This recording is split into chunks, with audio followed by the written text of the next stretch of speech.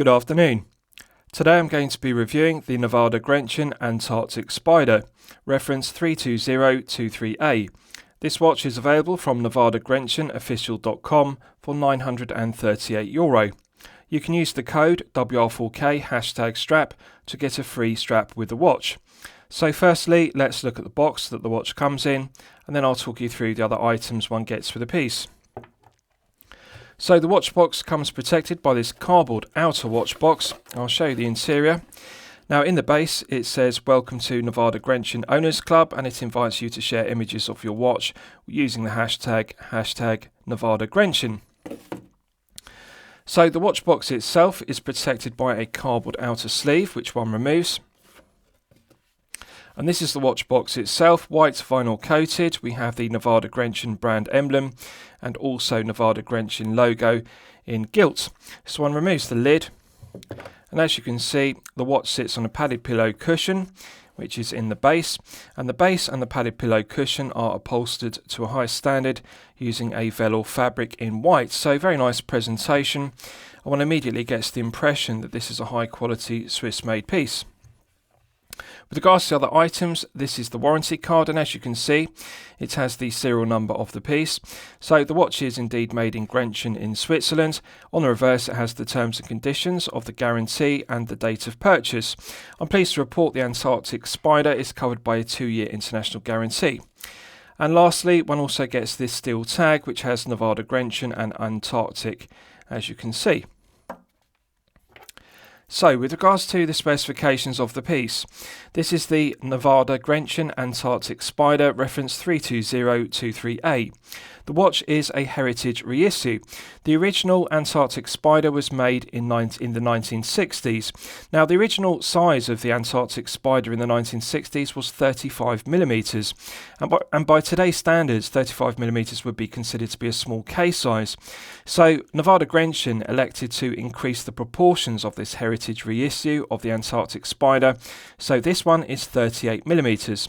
So we have a 38mm case diameter, a 45mm lug-to-lug measurement, a thickness of 11.5mm, and a lug width of 20mm. The beads of rice bracelet tapers from 20mm at the lugs down to 17.8mm at the clasp. Now, I would prefer a greater taper. I think 20 to 16 would look better on the beads of rice bracelet. 20 down to 17.8 isn't quite enough of a taper, and really for a 38mm head of the piece, it looks too straight and parallel. I think a greater taper down to 16 would be more aesthetically pleasing. With regards to the rest of the specification, we have a double-domed sapphire crystal with clear AR coating on the underside, and the clear AR coating does a good job of reducing the glare and the highly reflective nature of the silver applied indices, the silver mirror polished dolphin hands, and the silver sunburst dial. So this being a heritage reissue of the original 1960s Antarctic Spider, it has the original Spider dial layout, as you can see, and it's very unusual. It's the first time I've seen vertical applied indices used on a watch dial, and this is accurate to the original. Even the text and font of the Nivada and Antarctic text is absolutely identical to the original 1960s version, so they deserve credit because they have faithfully copied every aspect of the original.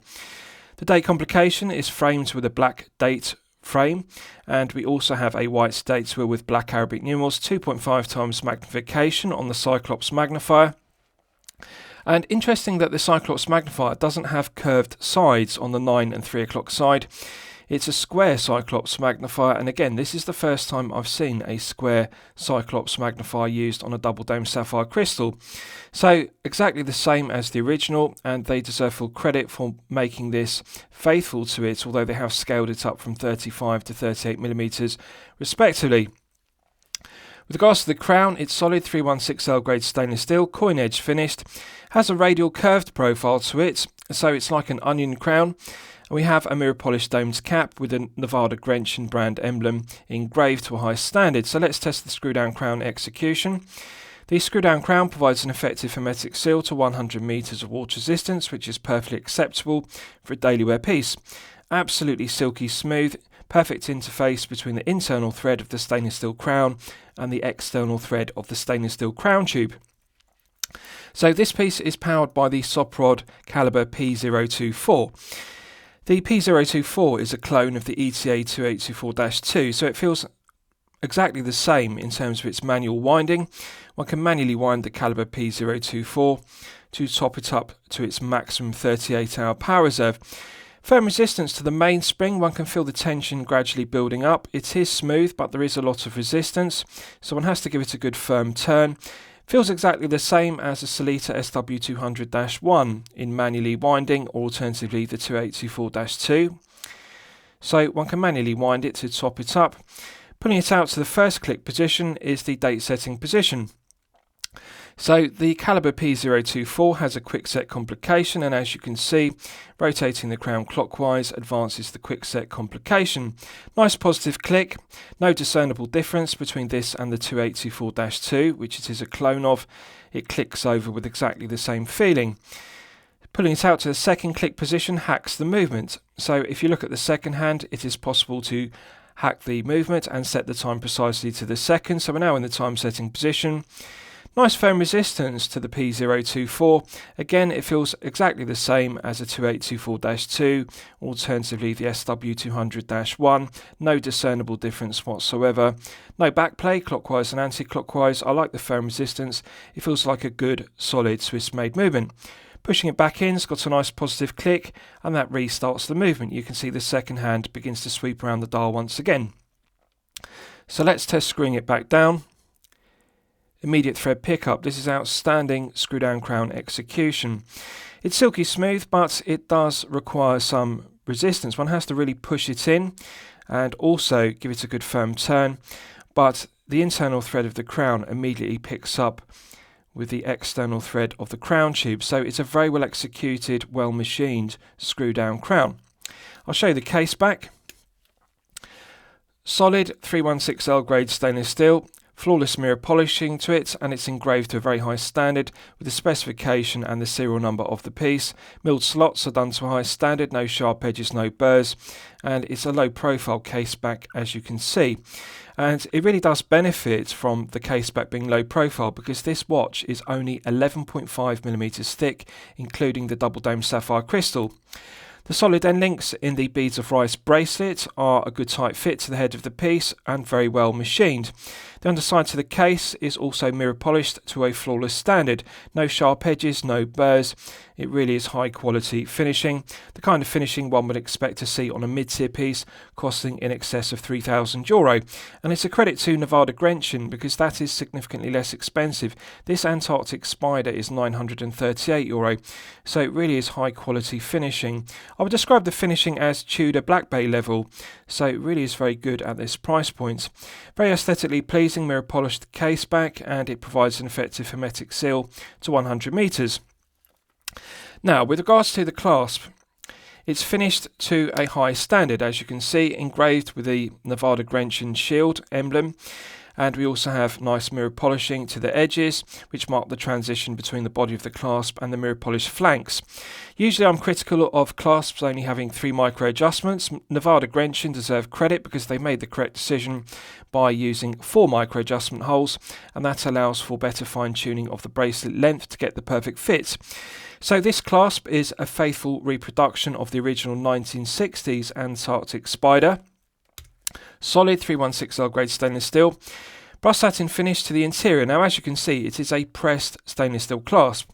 Usually I would be highly critical of watches at this price point, €938, of not using a solid milled stainless steel clasp that we're all familiar with. But however, on this occasion I'm not going to be critical, because this is a heritage reissue of the original 1960s Antarctic Spider, and that piece did use a pressed stainless steel clasp. This is an identical version of it. So they deserve credit, because difficult decision to make. Do they use a contemporary solid milled stainless steel clasp, which of course is going to ostracise purist Nivada Grenchen collectors, or do they satisfy those purist collectors by keeping this faithful to the original? So I think they've made the correct decision by using a pressed stainless steel clasp. It's well finished, no sharp edges, no burrs, and incredibly low profile, as is the Beads of Rice bracelet. Snaps shut with a nice positive click.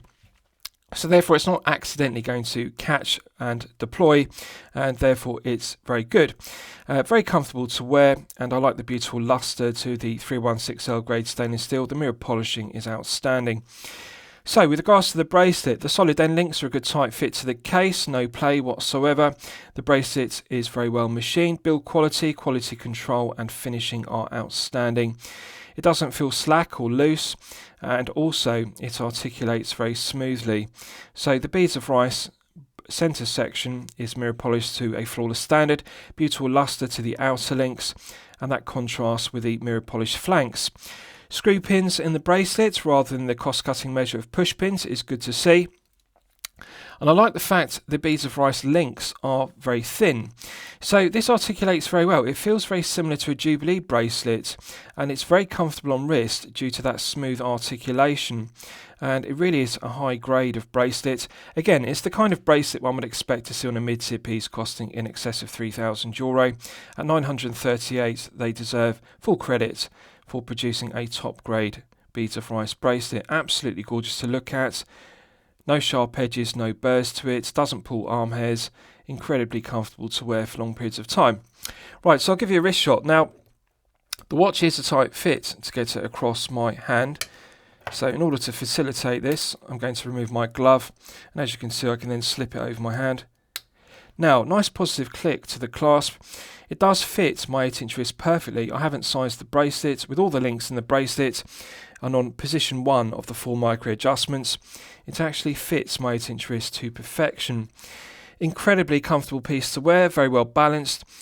The Beads of Rice bracelet really does feel very similar to a Jubilee bracelet with that articulation, and I really like it. It's very lightweight, very low profile. Now this is only 127 grams with all the links in the Beads of Rice bracelet.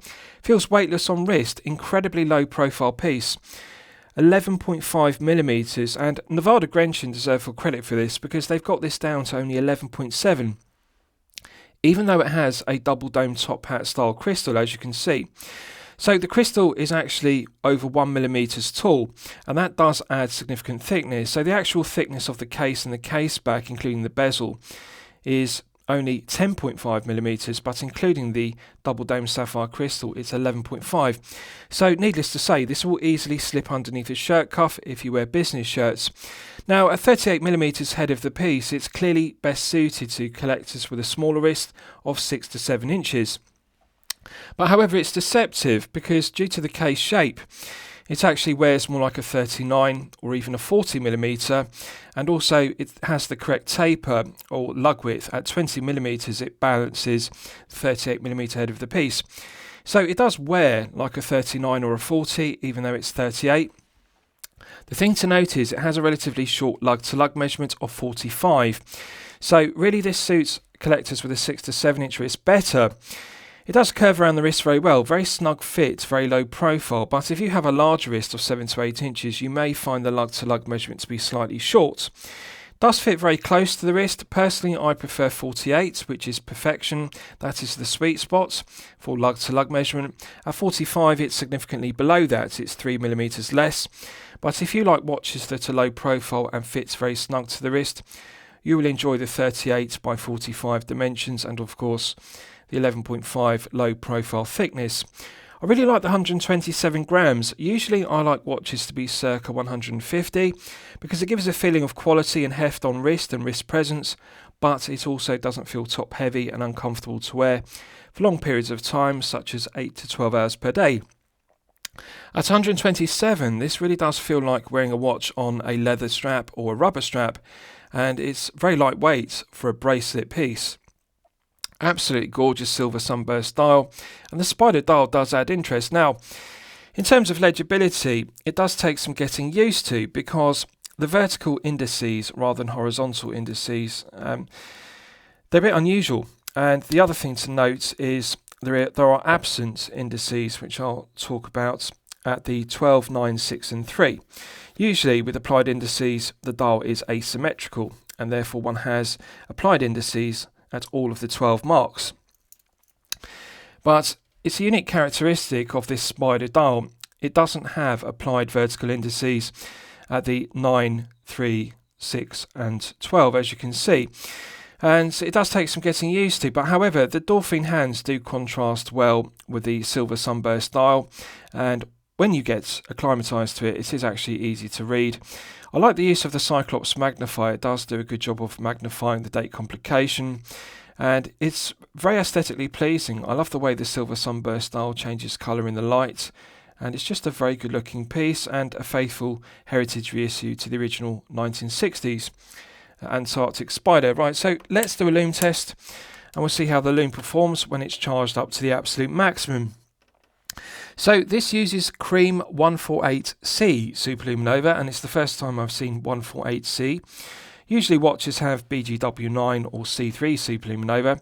This uses Swiss superluminova. So 148C is cream tone, and it's a patina tone, which is peach in daylight, but as you can see, when illuminated, when charged, it glows green, rather like C3 superluminova. No discernible difference between 148C and C3, they both look very similar. So as you can see, the negative of having deleted applied indices at 12, 3, 6 and 9 is that we don't have Lume dots as per the other applied indices. I would prefer if they had used applied indices at 12, 3, 6 and 9, but however, this is faithful to the original. They have done a good job of applying, I would say, 5 to 6 layers of the 148C superluminova to the dolphin hands, and that's a difficult job because dolphin hands don't allow for large Lume plots of 148C superluminova to be applied, but they have clearly applied more than 2 to 3 layers because the dolphin hands are glowing incredibly brightly and they will continue to glow for a good length of time. Very similar performance to C3 superluminova. Now the negative is the Lume dots, of course, don't allow for 5 to 6 layers on the applied indices. As you can see on the Lume dots on the dial, they are beginning to fade very quickly. But on the dolphin hands, they are still glowing to acceptable standards. So the Lume performance is acceptable for a daily wear piece. One has to expect this isn't a dive piece. And of course, Nivada Grenchen were limited by the fact that this is a heritage reissue. They had to keep it looking exactly the same as the original 1960s Antarctic spider, and that did use the same Lume dots and dolphin hands, but of course it was lumed with tritium rather than using superluminova. Right, so let's discuss the movement used. This uses the Soprod caliber P024. This is the first time I've reviewed a piece with a Soprod caliber P024. So I'll explain the background to the movements.